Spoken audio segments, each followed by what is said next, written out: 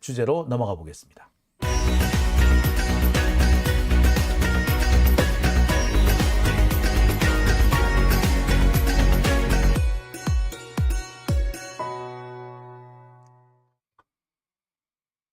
네, 가온누리님 오셨네요.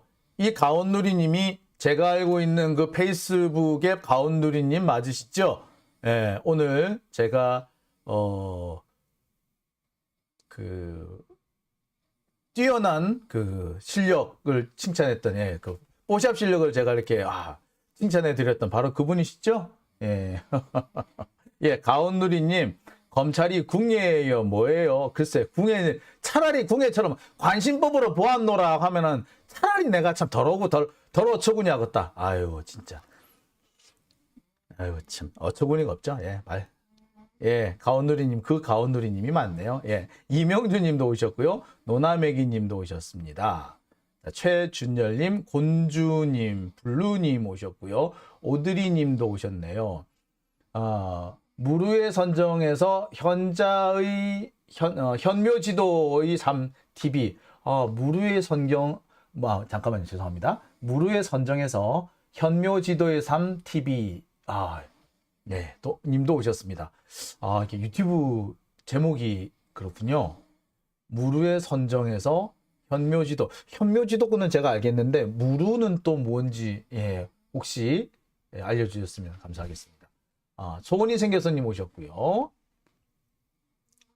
자, 블루님, 장 기자님 브리핑이 눈팅만 하지 못하게 만들어요. 예. 열받게 하는 모양이죠. 예. 자, 오밤중의 뉴스. 자, 제가 준비한 첫 번째 순서는 했고요. 자, 그래서 두 번째 주제로 넘어갑니다. 두 번째 주제는요. 자, 대장동 본류 재판의 재개. 유동규 대 김만배, 지금부터 진검승부입니다. 자, 대장동 본류 재판. 이거부터 좀 할게요. 여러분, 제가 대장동 본류 재판이라는 얘기를 가끔씩 제가 쓴 적이 있습니다. 그러면 대장동 본류 재판이 있고 지류 재판이 있나요? 네, 있습니다. 대장동 사건은요, 크게 지금 세 군데 재판부에서 재판이 진행되고 있고요. 사건 수로 치자면 한 6개, 5개 정도 되는데 그 중에서 본류가 되는 재판이 있습니다. 본류라 하면 여기 나오는 김만배, 유동규, 남웅, 정민용, 정영학 같은 이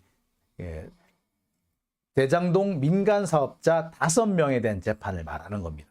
이들에 대한 재판을 담당하고 있는 것이 바로 대장동 본류 재판이에요. 여기서는 문제되는 게 뭐냐 하면은 천하동인이나 화천대유나 엄연한 독립된 회사 법인 있죠. 회사 법인으로부터 돈을 빼내는 거는요, 정당한 절차와 이유가 있어야 됩니다. 근데 그 정당한 절차와 이유가 아니라 자신들이 헤쳐먹기 위해서 가져갔죠. 횡령 아니면 배임이 됩니다. 이 부분에 대해서 지금 재판이 진행되는 부분이 있고요. 또 유동규는 남욱한테서도 돈 받고 김만배한테서 돈 받았죠. 뭐야? 뇌물이죠. 자, 즉 이들의 뇌물죄, 횡령죄, 배임죄 이런 부분을 다루고 있는 재판이 대장동 본류 재판입니다. 이거는 작년에 이미 시작이 됐어요. 1년 넘게 진행이 되고 있는데 아직까지 결론이 안 나고 있습니다. 결론이 날만 했는데 검찰이 갑자기 사건을 새롭게 들고 와버렸잖아. 대수사해버렸잖아. 이거 사실 불법이에요. 재판이 진행되고 있는데 검찰이 수사를 다시 한다? 안 돼요. 재판이 진행되고 있는데 피고인들을 끌고 와서 수사를 한다? 안 됩니다. 재판이 진행되고 있잖아요. 그럼 그 부분에 대해서는 강제 수사를 하면 안 돼요. 강제 수사를 해야 되는 상황이 있다면 재판부의 허가를 받고 해야 되는 겁니다. 근데 지금 우리나라의 재판이 어찌 된 건지 모르겠어. 이게 이렇게 되면 안 되는 거야, 원래. 아니, 그렇지 않습니까? 예? 만약에, 여러분이 교통사고가 났다 쳐. 교통사고가 나서, 피해자가 크게 다쳤어. 피해자가 크게 다치는 바람에 내가 구속이 됐다 칩시다. 구속이 돼서 이제 재판을 받고 있는데, 갑자기, 교통사고의 재판을 받고 있는데, 갑자기, 검찰이 교통사고 진행 과정에 의문이 생긴다. 이 교통사고가 아니라 고의적인 살인 아니냐? 라는 식으로 해서 수사를 다시 시작하겠다. 라고 하면은 이거 돼? 안 돼? 안 돼. 왜? 나는 이미 재판을 들어왔다고. 재판이 들어온 상태에서는 추가 수사를 못 합니다. 원칙적으로. 추가 수사를 하려면 법정에서 나온 얘기만 가지고 할 수 있어요. 그것도 법원의 허가를 받아서. 근데 갑자기 이거 갑자기 보니까 이거 교통사고가 아니라 살인사건이야. 수사 다시. 야, 피고인 너 일로 와봐. 이거 안 돼. 이렇게 하면 수사하면 안 돼요. 응? 자, 근데 그런 황당한 짓거리를 검찰이 하고 있죠. 이게 대장동 본류 재판입니다. 그러다 보니까 대장동 본류 재판이 1년 이상 끌었는데 지금 결론이 안 나고, 예, 중간에 좀 뭐 다른 것까지 병합을 해서 새롭게 시작되게 생겼어. 자, 그래서 그 재판이 이제 재개가 됩니다. 더 황당한 건 뭐냐면 이 대장동 본류 재판에 연루돼 있는 그 피고인으로 와 있는 김용, 남욱, 정영학, 뭐 김만배 이런 사람들이 전부 다 뭐 다른 사건에 불려다니면서 증인 노릇을 하고 있는 거야. 그러니까 본류 사건 당연히 못하는 거지. 지금 본류 사건이 몇 달째 지금 중단되어 있는 상태였어요. 자, 그런데 그 본류 사건 재판이 지금부터 재개가 된다는 겁니다. 어제부터 재개가 됐어요. 자, 그런데 자, 이 사건이 왜 진검승부가 되느냐? 일단 탁 듣기로도 여러분 보실 때 어떻습니까? 이거 진검승부일 수밖에 없겠지. 왜? 가장 핵심적인 사람들이 자기들끼리 사실관계를 놓고 다투는 상황이 되잖아. 그러니까 당연히 진검승부일 수밖에 없겠죠. 자,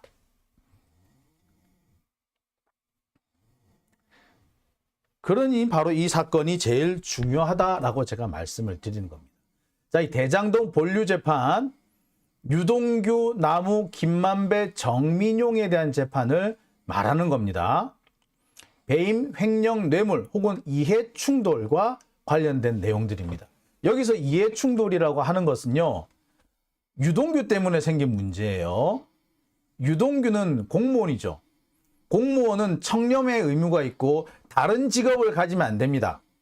그리고 자기가 맡은 직무와 관련해 가지고 이해관계가 있는 일을 하면 안 돼. 즉 이런 거죠. 내가 군인이야. 내가 군인인데 우리 마누라가 군수업자야. 그럼 돼, 안 돼? 안 돼. 내가 군인인데 우리 마누라가 군납업자? 그럼 안 되는 거예요. 이런 상황을 보고 뭐라 그런다? 이해충돌이라 그래요. 이 이해충돌이 옛날에는 그러면 안 된다 수준이었는데 이게 뭐가 됐다? 이제는 법으로 금지돼 있고 이 이해충돌이 있으면은 처벌을 받게 됩니다. 그러니까 유동규는 뭐야?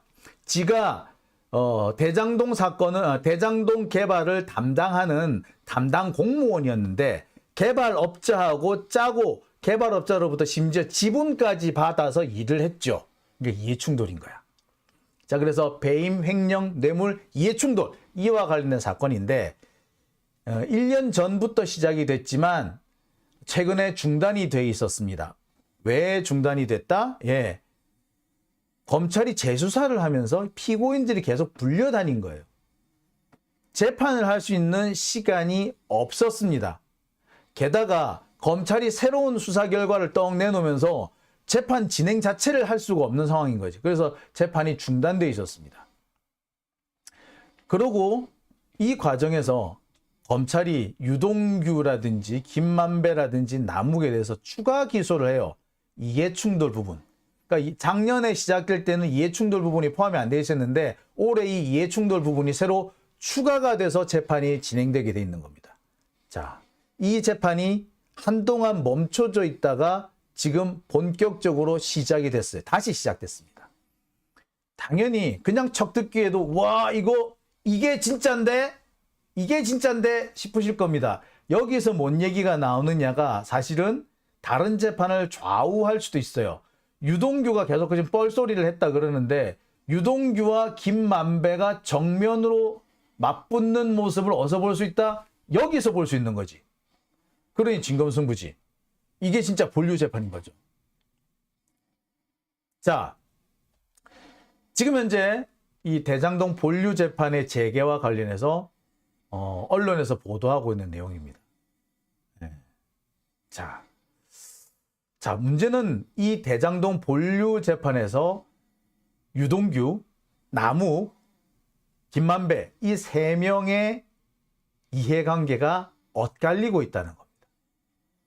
일단 유동규는요, 다른 재판과는 달리 이번만큼은 지 혼자야. 남욱, 김만배, 정민용이 한 편이고 유동규는 그들로부터는 좀 떨어져서 왕따 당한 상황이에요. 왜? 이게 이해충돌 사건이 되려면 어떻게 된다? 유동규가 김만배 혹은 남욱하고 한 편을 먹었어야 돼. 한 편을 먹었을 뿐만 아니라 그 지분을 갖고 있어야 돼요. 즉 뭐냐면 천화동인 1호의 주인이 누구여야 한다? 유동규여야 하는 거야. 그러면은 유동규는 지가 담당 공무원인데, 그 담당 공무원이 자기가 자기한테 사업을 준 게 돼버리죠. 그죠? 천화동인 화천대유가 그 대장동 사업을 개발한 거 아닙니까? 대장동 개발 사업을 진행한 거잖아요. 근데 그 담당 공무원이 화천대유나 천화동인의 지분을 갖고 있으면 지가 지한테 사업권 준 거잖아. 이게 바로 이해충돌이란 말이에요. 자, 따라서 이 사건에서 핵심은 뭐? 유동규가 천화동인 1호의 지분이 있느냐 없느냐가 사실 이 재판의 핵심인 겁니다. 자, 유동규가 천화동인 1호의 지분이 없으면 어찌 돼? 당장 이재명 428억 그냥 없어지는 거야. 나가리. 자, 428억이 없다? 그럼 어찌 된다? 428억이 없어지면 어찌 된다? 유동규는 지가 돈을 뜯어온 게 되는 거지, 이거를 김용이나 아니면 더 나가서 이재명한테 준 이유가 안 되는 거예요. 지금까지 검찰이 유동규가 남욱한테서 혹은 김만배한테서 돈을 뜯어가지고 김용, 정진상을 줬는데 그게 결과적으로 이재명한테 가는 거다라고 검찰이 주장한 이유는 뭐냐? 428억이라는 존재가 있고 그 428억은 유동규를 통해서 이재명이 갖고 있는 돈이다 라는 식의 논리였기 때문에 그게 성립할 수 있었던 거예요. 근데 428억 자체가 존재하지 않는다. 유동규 그 지분 없어. 천화동인 1호 개뿔 이렇게 돼버리면 어찌 된다? 나머지 혐의는 와장창 다 날아가 버리는 거예요. 자, 그런데 이 사건에서 유동규만 남겨놓고 나머지 대장동 일당들이 왜 다 입장이 다르냐? 유동규는 어제 재판에서 혐의를 모두 인정합니다. 즉 이해 충돌이 있었다라고 인정을 해. 근데 뭐 김만배고 남욱이고 정민용이고 정영학이고 더 뭐라 그랬다? 혐의를 인정하지 않습니다 라고 했다고. 이해 충돌 없다라는 얘기죠. 이 말은 결국 말한다? 뭐다? 428억의 존재가 없다라는 것을 자기들이 말하는 거예요. 아니 남욱 그래 좋아. 김만배는 법정에서 428억 그런 거 없습니다. 유동규 지분 그런 거 없어요 라고 얘기를 했어. 근데 남욱은 뭐라 그랬어? 428억이 있다는 걸 제가 여러 번 들었어요 라고 얘기했고, 정영학, 정민용도 428억의 존재가 있다라는 식으로 계속 법정에서 얘기를 했어.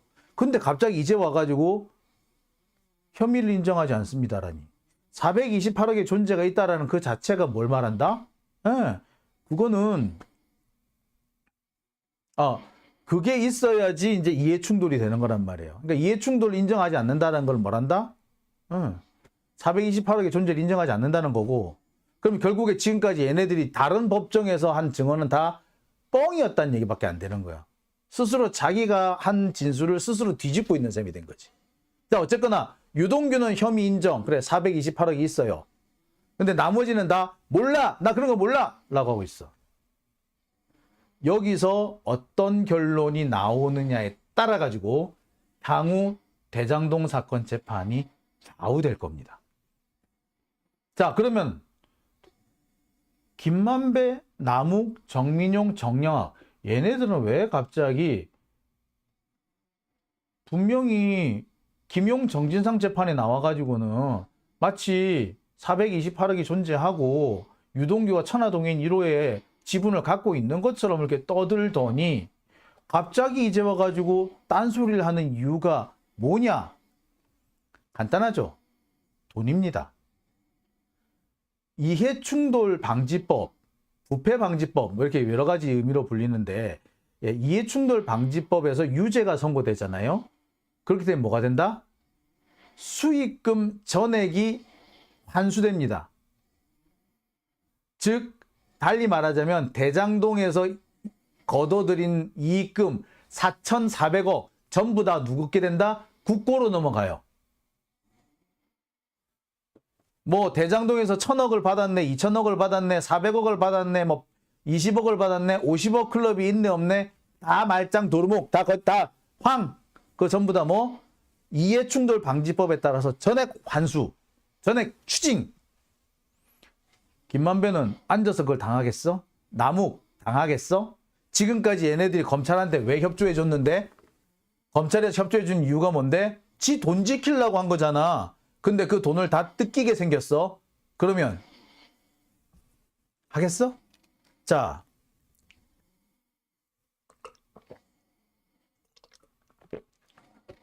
뇌물을 준 거는요, 뇌물 액수만큼 환수당하고 추징금이 따로 나오고 벌금 나오고 합니다. 그렇다고 해서 수익금 전체를 다 그 벌금이나 추징금으로 내진 않아요. 예컨대 내가 뇌물 10억 원을 주고 한 200억 원 정도의 이익을 받다 쳐요. 그러면은 추징금 10억에 벌금 한 10억 뭐 이쯤 나갈 겁니다. 그래도 나는 얼마 남아? 180억 남네? 이런 상황이 된단 말이에요. 근데 부패방지법, 이해충돌방지법 같은 경우 어찌 된다? 수익금 전체, 200억 전체가 다 되는 거야. 검찰이 지금 대장동 일당들한테 지금 재산 환수한다고 재산 동결해놨죠? 재산 동결액수가 총 얼마? 4,400억 원이라며. 그 뭐예요 다? 대장동에서 벌어들이는 수익이 딱 그건 거야. 그러니까 만약에 이 이해충돌방지법에서 유죄가 나오면은 김만배, 남욱, 정영학, 정민용 다 깡통 차는 거거든요. 얘들이 그러면 하겠어? 안 하지 당연히. 죽어도 자기가 안 하지. 자, 그러다 보니까 아마 이 재판이 재밌는 재판이 될 거라는 겁니다.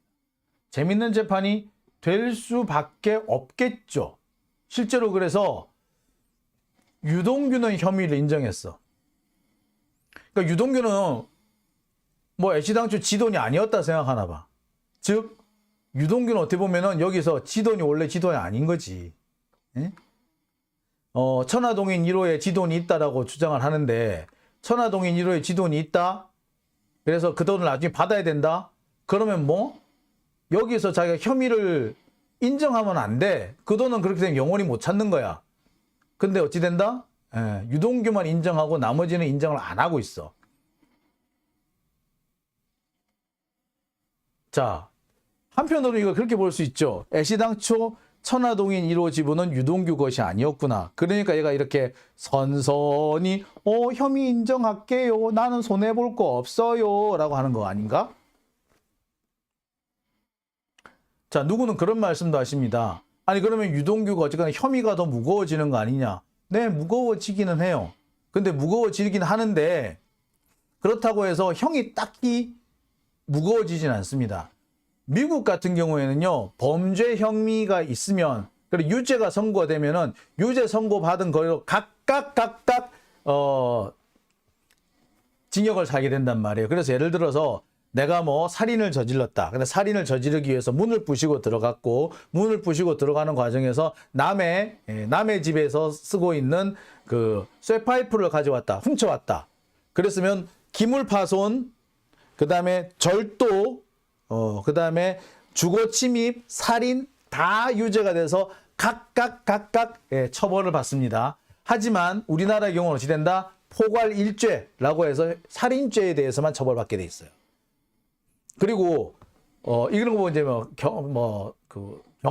경합범이라고 얘기를 하는데 이번 경우처럼 여러 개의 혐의, 부패방지법 혐의, 뇌물 혐의가 겹쳐졌다. 그러면 이 중에서 무거운 혐의를 중심으로 해가지고 하나로 처벌하면 됩니다. 또는 하나로 처벌할 수 없는 사안이다. 그럼 기껏해야 2분의 1만 가중하면 돼. 그러니까 유동규 입장에서는 딱히 손해볼 게 없는 거지. 이렇게 되면.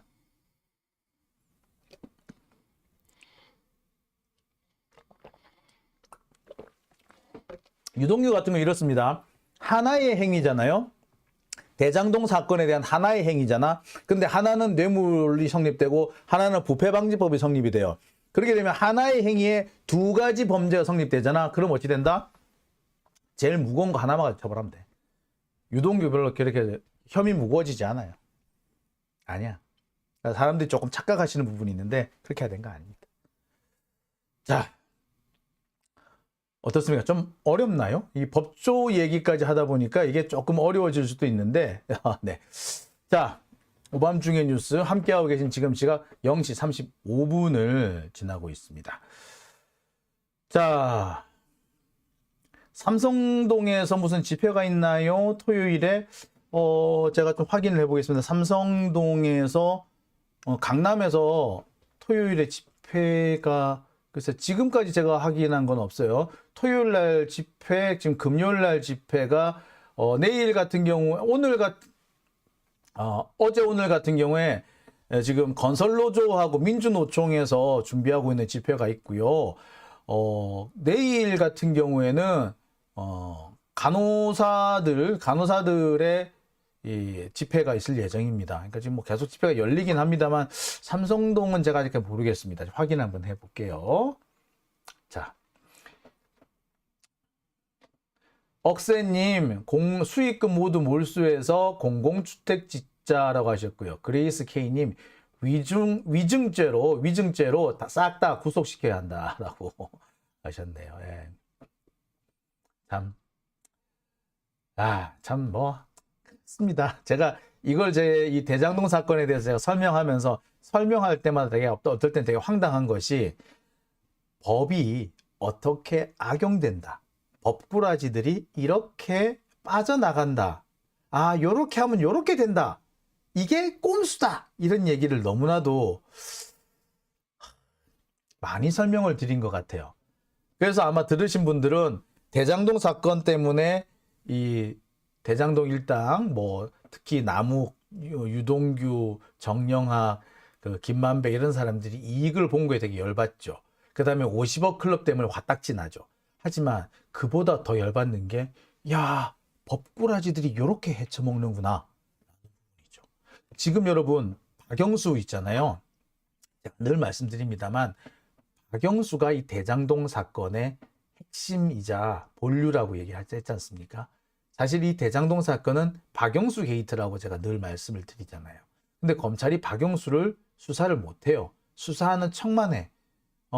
조금 욕먹을 것 같으면 혹은 이 특검법이 어떻게 좀 진행이 될 것 같으면 괜히 수사하는 척 호들갑만 떠는, 그러다가 그냥 또 묵묵히 수사가 진행 안 되는 그런 상황만 쭉 이어오고 있습니다. 자, 한편으로는 그런 모습도 보여요. 우리 만배형 김만배, 도대체 저 사람은 어쩜 저렇게 당당할까? 김만배는 그렇잖아요. 법정에 출석할 때, 검찰청에 출석할 때 단 한 번도 꿀리는 모습을 보여준 적이 없습니다. 심지어 검찰청에 조사를 받으러 갈 때도 딱 이러고 가죠. 딱 이러고 가고 기자들 앞에서도 이렇게 인사를 하면서 무리를 일으켜 죄송합니다. 이렇게 얘기하잖아요. 도대체 그 당당함은 어디서 나오는 걸까요? 간단합니다. 박영수한테서 나온 겁니다. 박영수는 사실은 윤석열의 대부 같은 사람입니다. 절대 윤석열은 박영수를 못 쳐요. 박영수를 못 치면 김만배도 칠 수 없습니다. 그러니까 검찰이 김만배를 직접 압박을 못하는 이유도 거기 있는 것이고, 김만배가 저렇게 하려면 해봐 라고 배짱을 부릴 수 있는 근거도 거기 있는 겁니다. 어떤 분이 그런 말씀을 하시더라고요. 김만배가 윤석열의 이 목줄을 쥐고 있는 게 아니냐. 가능성 있죠. 자, 오밤중의 뉴스 함께 하신 지금 시각이 0시 12시 39분입니다. 자, 두 번째 순서는 여기까지고요. 이어서 세 번째 주제로 넘어가겠습니다.